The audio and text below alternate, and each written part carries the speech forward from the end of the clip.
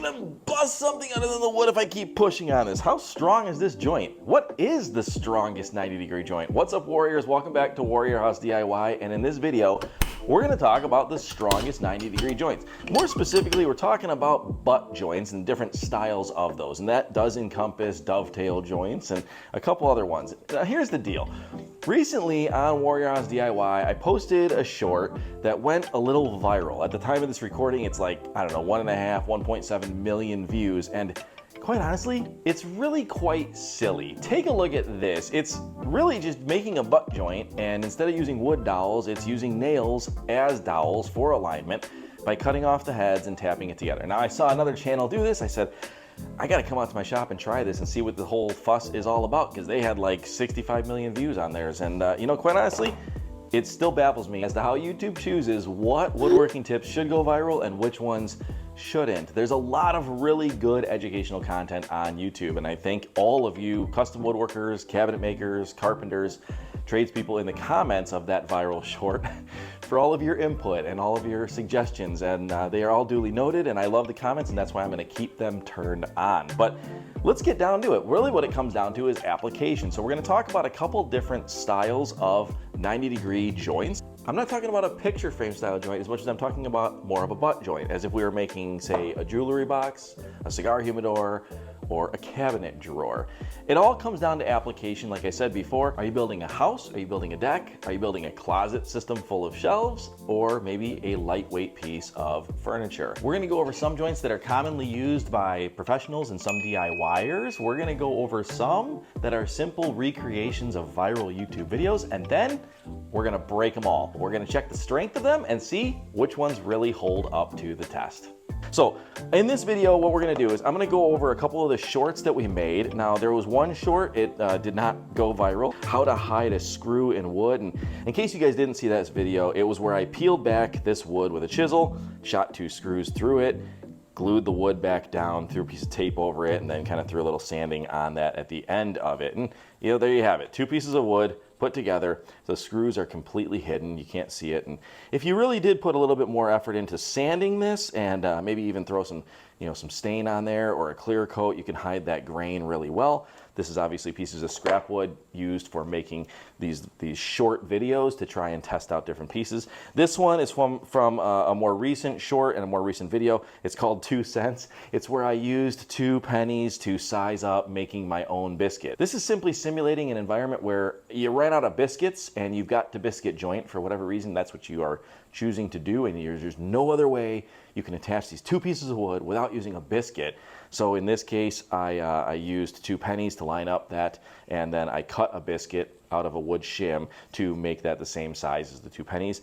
We'll test the strength of that one as well. Now, these are not attached yet. Why is that? Well, one reason is I've got a couple nails here. Yes, 1.5 million of you either love me or hate me for that video, and I'm going to do it right here in this video right now. We're gonna glue that one up, and then we're actually gonna do it with 2 wooden dowels as well, the same exact thing. And then at the end here too, we've got dovetails. Now, what are the other ones that we could use? 45-degree miter joints. Let's get one of those glued up, because after all this is done, I gotta let the glue cure. We'll come back in, a day. I'm gonna give it 24, 72 hours, let this glue completely cure up, give every one of these a fair shake.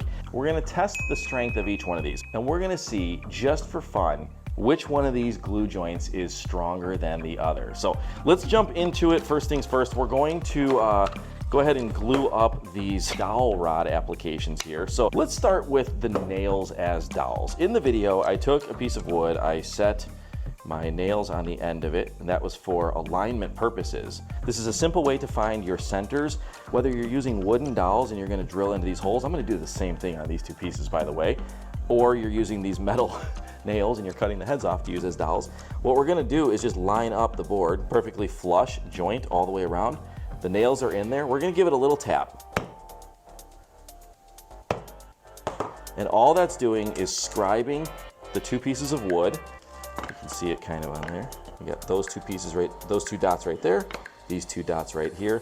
It's just scribing the wood so it shows our centers. We just want to make sure that we keep our orientation correct. Something that you could do for that is simply put a pencil mark down both pieces of wood like that, Maybe you use a V, maybe you use an X, maybe you use an A, or a B and a B, whatever you use for your method to mark your corners or mark your joints. In this case, I just use 2 lines so that I know when I line it back up, that's where it's at. So then I'm gonna go ahead and flip this guy over. Now I've got the drill set up to use a drill bit that's a little bit thinner than the diameter of a nail. I've got my tape mark on there. You can see contrasting against the wood there for half of the depth of the nail. And I'm just gonna free drill this one. I'm not even gonna use the drill press. It's gonna recreate it just like I did in the short. Maybe a little bit better alignment. Doesn't take a lot. Just find your center. And again, guys and gals, using a nail head to mark for a center is a very common practice. A lot of people use in different types of woodworking. So let's go ahead and get this one in here.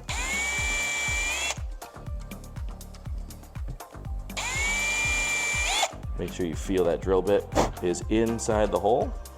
And there you can see our holes are lined up. So then the next step was going to be to get some glue on this joint here. Get some glue gooped up on there. Yep. And that glue's running today. It's like the last day of heat while I'm recording this video, so it's like 9,000 degrees in my shop right now.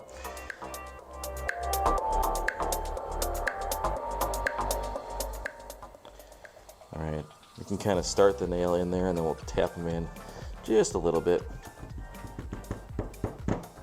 Now, I'm using my plastic mallet, but so many guys have borrowed this thing in my shop that this plastic is just completely chewed up that I don't even care. Knock around with it little by little. But all right, let's go ahead. Here's the fun part, right? We cut the heads off. Probably should be wearing some eye protection for not knowing where the heads are gonna fly.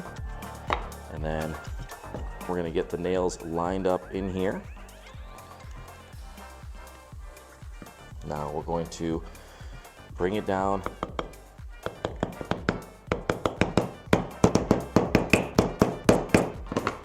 All right, pretty good. The alignment's not terrible. We're just gonna let this cure up, like I said, 24 to 72 hours, and we'll see what the strength of this joint is.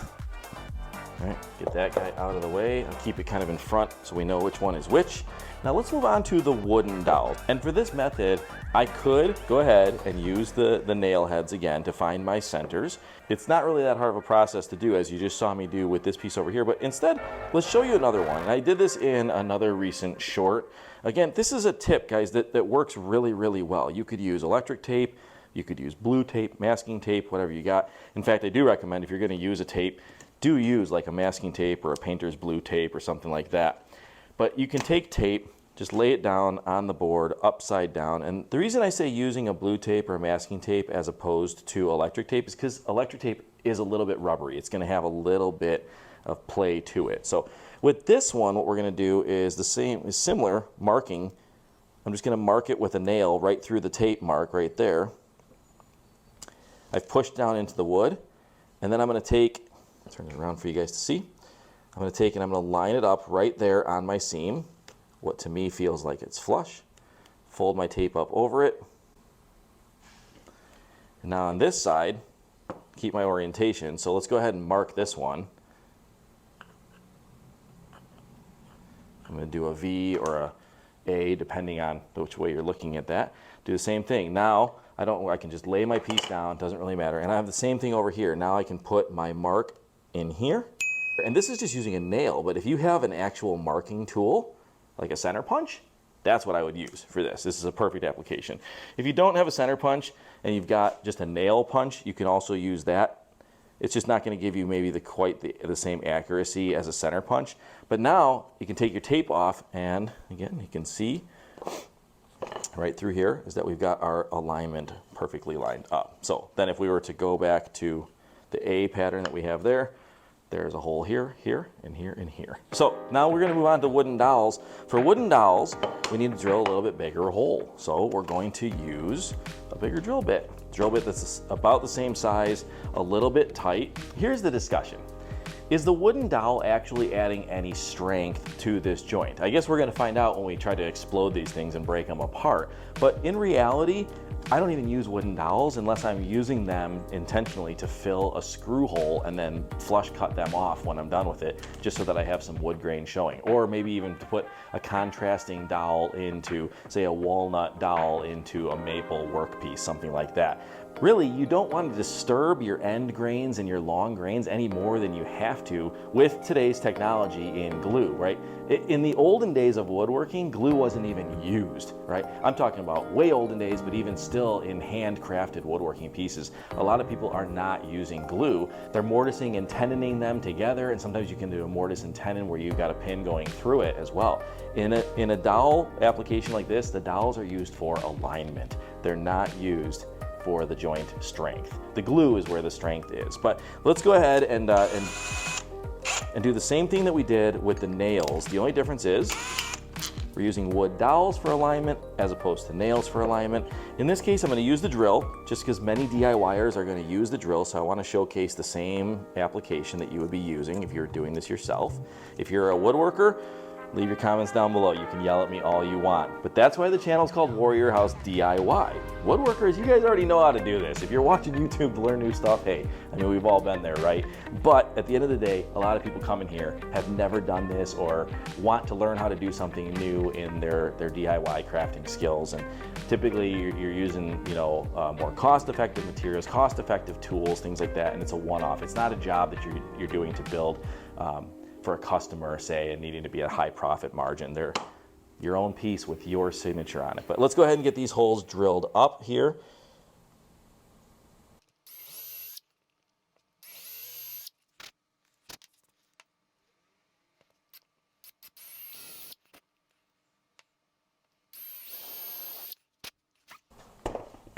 All right, we'll do a dry fit with the dowels. We've got a little bit undersized drill hole.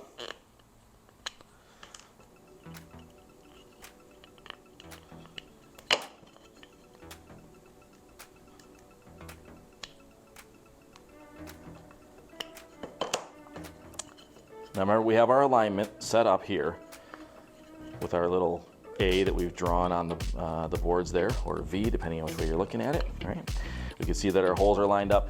Now here's the question: do you put glue in the dowel holes or just on the workpiece like we did with the other one, with the other butt joint?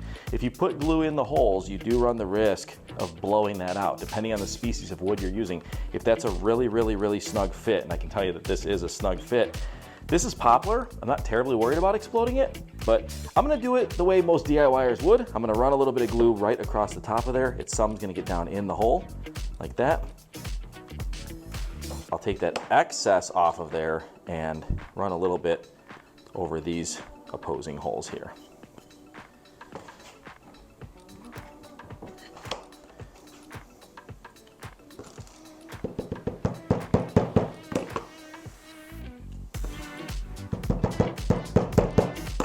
Okay, the moment of truth. Line this guy up.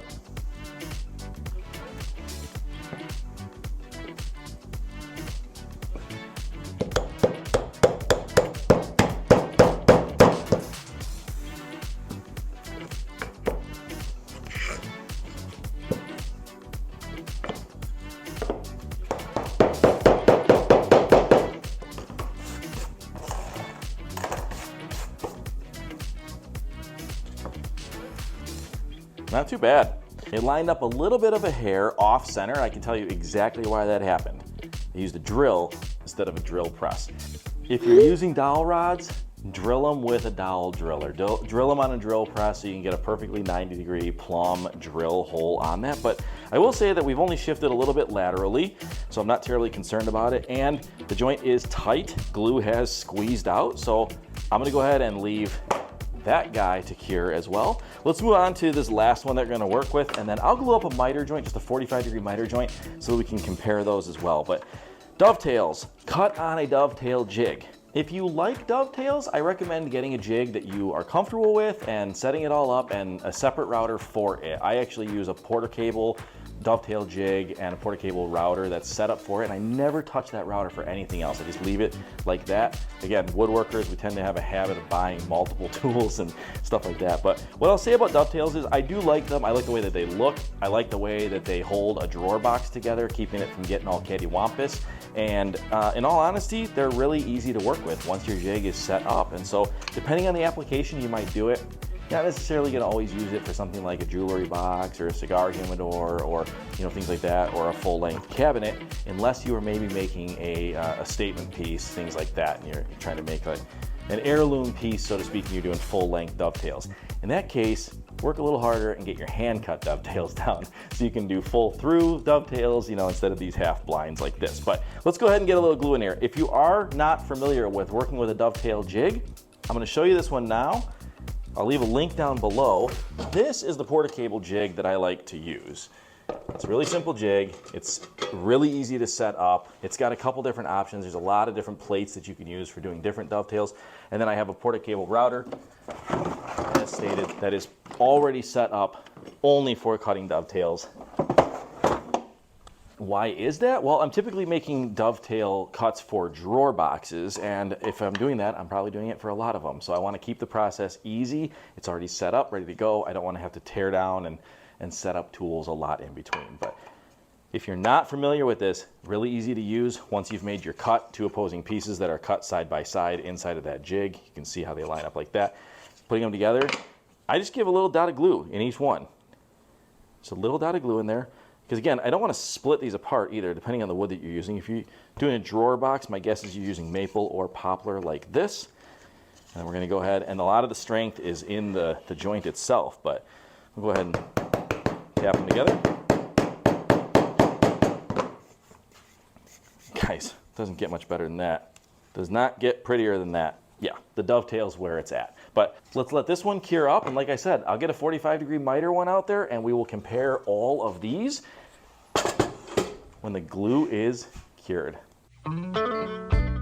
The moment we've all been waiting for, the scientific method that I'm using to test the strength of these glue joints. There's a lot of really good videos on YouTube testing the strength of different glue joints. I've left a link down below to a video by Scott Walsh, not only because I kind of modeled this contraption off the one that he used in it, but also because he shows testing the strength of different mortise and tenon, 90-degree joints that are more of a picture frame style versus the butt joint style that we're going to be using here. But again, the method that I'm using is kind of rough around the edges. I'm using a simple home scale here, and we're going to record them in order, starting off with the hidden screws, which was modeled after another viral YouTube short in woodworking, the 2-cent biscuit where I used 2 pennies to line up my markings for a homemade biscuit.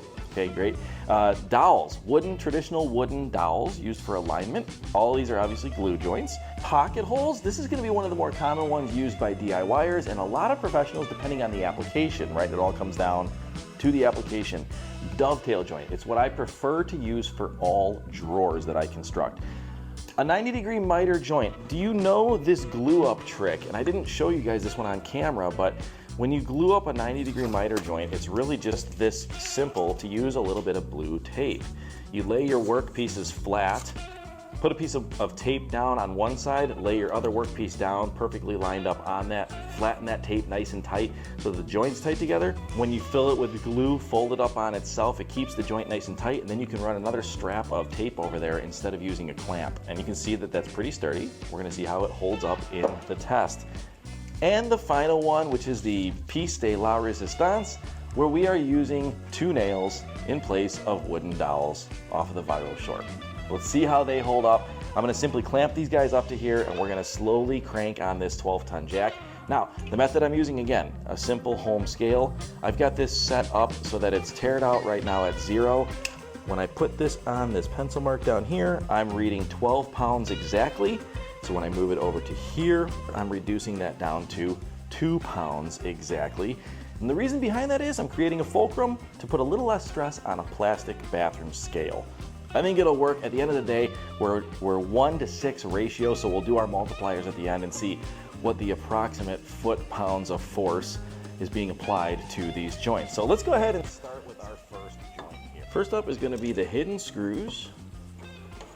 Let me get this guy clamped up really good to I'm just clamping this thing really tight, and then the jack is positioned. The jack will be the same position off of every joint, so it's going to be about 3 5/8 on center from the corner of the joint. All right, our scale is tared out, and we're going to see, we'll get a little bend on this, but it's starting to split. Pulling wood at this point. I would call this a failure already at 2.5 pounds. Let's see until we completely break the joint.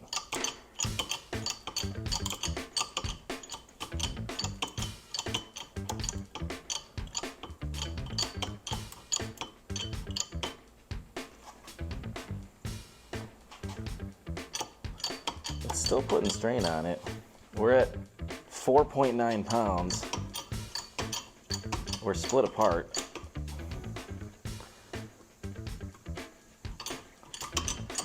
Still hanging on because I can't rip it apart by my hands.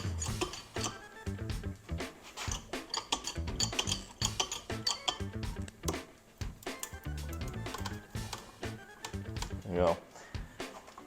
It's about 6.7 pounds for it to finally fail enough to pull the screws and the joint completely apart. 6.9 pounds is the final on that one. 2.5 is where we saw failure though. We saw failure at 2.5. We'll go with 6.9 for complete total destruction. This is the 2-cent biscuit.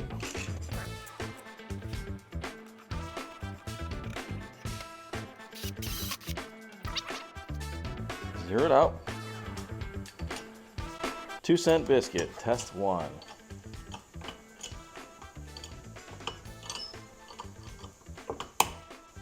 Air crack at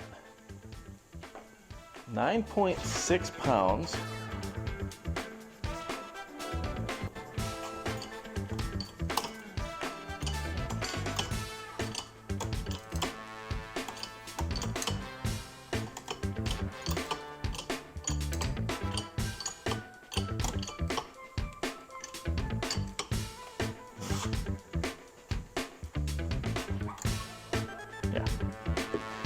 So the jack's not doing anything anymore after that point of failure, and that was 9.6 was what we topped out at.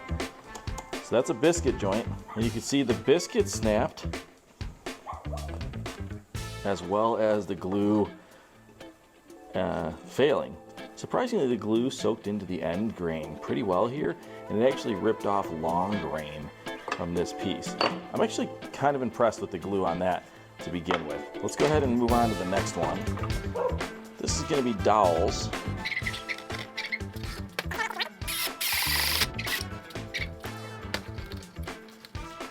All right, back to 0. All right, this is wooden dowels, traditional wooden dowels.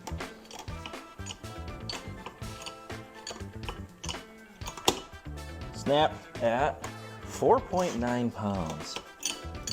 We'll see if we keep going up, if we get a little bit more torsion on there. We peak out at about 6.3 and the joint just pulls apart at that point. So there you have it. Wooden dowels. Again, end grain soaked up the glue really nicely. We got about 72 hours of cure on these wooden dowels. Common one to so many DIYers is going to be this pocket holes.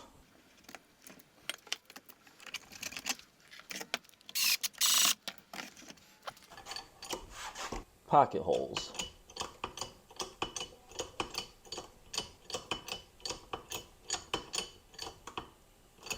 It's already starting to pull apart. Haven't heard any crack yet.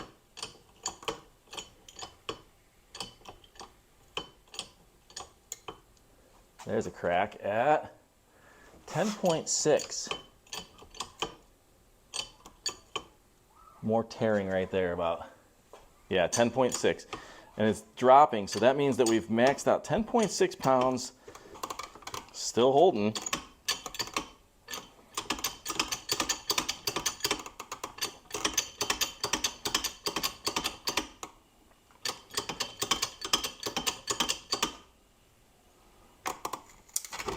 Finally rips out. That glue soaked in a little bit more to the end grain on that one. The screws were really doing all the work on there, and the glue maybe not doing as much of the job as the screws on the pocket holes. All right, we are on to dovetails, one of my favorites. And honestly, I love using dovetails for drawers simply because they really do hold the box together well.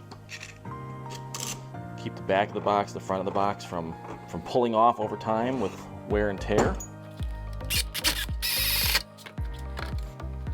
This is a glued dovetail. It's not just pressed together, so it's impressive to see what this thing does.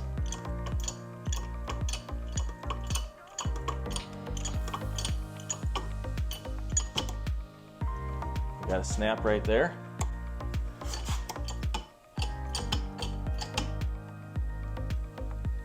It tears out at about 7.6 pounds, not including the multiplier. Look at that. And you can see where the glue has actually held a lot of that long grain. That long grain is still stuck inside the joint there. 7.6.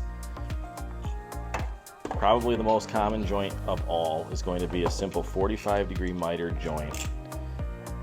Doesn't require any extra tools, doesn't require screws, doesn't require nails. It's just 45 degrees, cut and glued.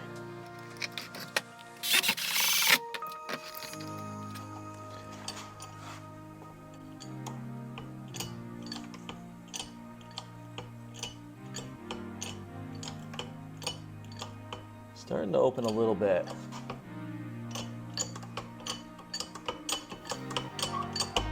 Opened at that point. We're like 8.8. Yeah, 8.8 on that guy there. Complete failure at that point. So that's glue that I applied to the end grain, let it soak in a little bit, and then apply a second coat of glue, and then clamshell it shut. Same way I've been doing it for 20 years. And that's that. Without any nails, without any screws, that's what you get. About 8.8 pounds is what we're gonna call that one. Time for everybody's favorite joint.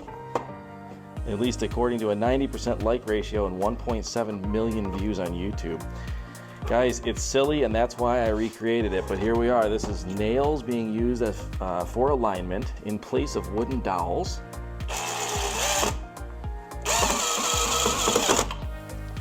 All right. And glued up just like a butt joint. Moment of truth.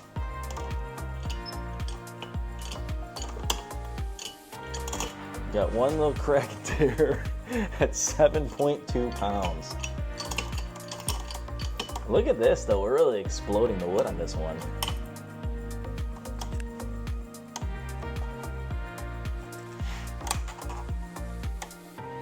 There you have it. Nails being used for alignment purposes in place of wooden dowels. We ripped off a lot of that long grain there. It looks like the end grain soaked up the glue fairly well. And let's go see how these all compare. Well, that was fun and a little bit interesting. We're gonna cover all of these numbers and see what we can make of this. Now again, it's not a perfect scientific experiment, but it is a controlled experiment, right? We've got a multiplier of 6 in here, which gives us our total pounds of pressure to break each one of these joints. And they're all relative to each other, right? We had 12 pounds on the scale with our bottle jack at the end of the fulcrum. As we moved it to our point of pressure, it became 2 pounds, and so we divide that up, and that gives us a multiplier of 6.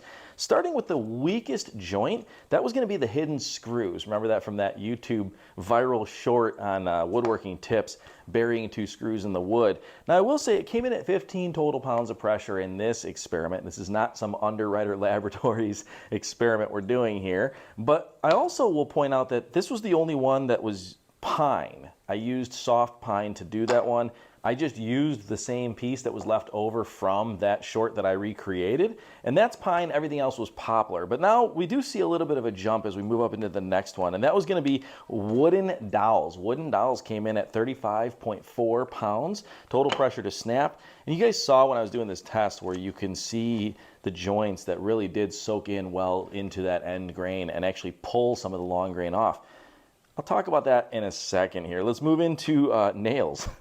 The reason I made this video was because of using 2 nails as dowels for alignment in place of wooden dowels, and that came in at 43.2 pounds of pressure.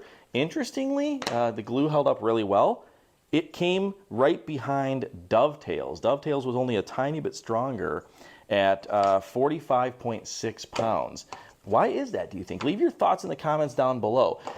It could simply be just the force that I was applying to this. This was opening up a 90-degree angle. I thought about maybe crushing that 90-degree angle with a clamp or another method, but then I was thinking, really, in real life, when is this kind of pressure going to be applied to a box like this? When it comes down to dovetails as a drawer being pulled on, that's not applying the same type of angular pressure that we were doing in this experiment here. You know, another way we could do this, and maybe it's a future video, is we actually build the whole drawer out of every one of these glue joints, put the bottle jack right in the middle, and just see how much pressure we get to explode that joint. So that was dovetails, came in at number 4. Number 3, third place. Probably the easiest one to do, requires the least amount of tools other than the miter saw you're going to use to probably chop up these pieces of wood anyways, and that was the 45-degree miter joint. Again, I showed you guys a little trick where you can tape it up, put tape on backside, fill it with your glue. I always let it dry on end grain a little bit, and then clamshell that thing shut, run a strap of tape over it. That's all I did for that one too, and it came in third place at 52.8 pounds of pressure to break that joint apart. Now again, the pressure that we have to break these apart was at the first moment of failure. You can see, if you go back in the video, there was obviously a little bit more cranking on that bottle jack to blow that joint up until I could actually pull it apart and crumble it, so to speak, with my hands. On to second place, the 2-cent biscuit. Now, guys, if you didn't see the short that I made or even the long form where I talked about it, it was kind of just being a silly form of joinery where you would use a biscuit joint in a butt joint. Not uncommon by any means, but I used 2 pennies to line up the sizing for this homemade biscuit, which I used out of a piece of shim. Here's the interesting thing. If you look at this joint and you kind of zoom in on this one a little bit here, we pulled off some long grain, meaning the end grain soaked up the glue really well. We actually pulled off a nice chunk of wood right here. And our biscuit, which was homemade out of a pine wood shim, actually just split right in half. So we truly did pull this joint apart. We pulled it apart at the glue, and it came in second place at 57.6 pounds.